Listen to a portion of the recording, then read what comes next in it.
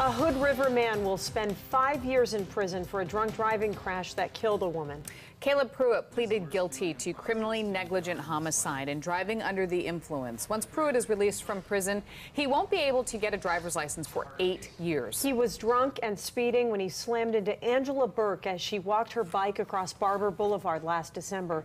Burke was thrown 100 feet and was pronounced dead at the scene. K2's Anna Canzano spoke to both Burke's family and Pruitt's family after the sentencing today. Anna, they're both hurting. For different reasons, obviously. You know, this guy told police that he split a bottle of wine with his girlfriend over dinner shortly before this crash along this stretch of Barbur. His decision brought together two families in one courtroom with immeasurable loss all around. Parents celebrate birthdays. It's what they do. Angie Burke's family will have a different reality. I never thought I'd have a death date from my daughter. A death date forever etched in the mind of the man who killed her, Caleb Pruitt. The weight of December 15th will forever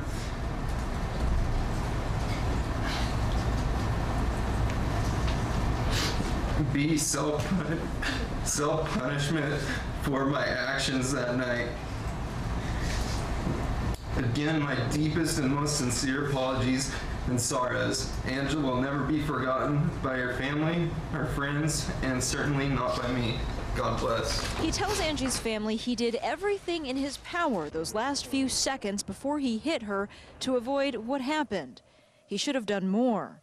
Just 6 years ago, he was picked up for drunk driving, too, and went through a diversion class. You know, the kind where they show you pictures of deadly crashes, of what can happen. When Caleb gets out of prison, he'll be a middle-aged guy, you know, and won't be able to drive. His business is construction. He has his own business, and so he won't be able to drive for 8 years after that. Maybe by then, the lesson will sink in. If somehow it wasn't just senseless, if somehow something changes in the world for better, that would help. But I don't think the court or jail or any of those things will ever match the loss. You can't.